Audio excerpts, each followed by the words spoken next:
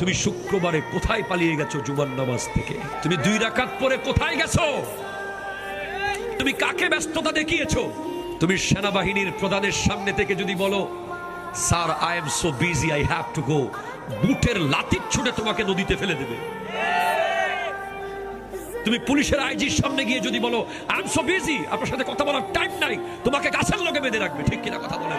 তুমি আল্লাহর সামনে, এই যুবক, তুমি আল্লাহর সামনে থেকে 2 রাকাত নামাজ পড়ে যে দৌড় দিয়েছো, তুমি আল্লাহকে কি বলতে চেয়েছো যে আই এম বিজি? তাহলে তুমি কেন দৌড়ে গেলে? কে আছে তোমার? ভূমিকম্প থেকে বাঁচাবে তোমাকে কে? জোরে বলেন কে?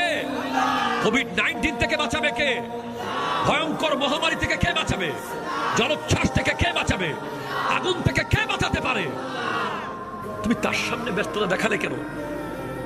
তুমি ফজরের নামাজ পড়ো নাই কেন? যদি এমন হয় যে আজকে রাতে একটা ফেরেশতা এসে যদি বলে যে 1 ঘন্টা পর মারা যাবি,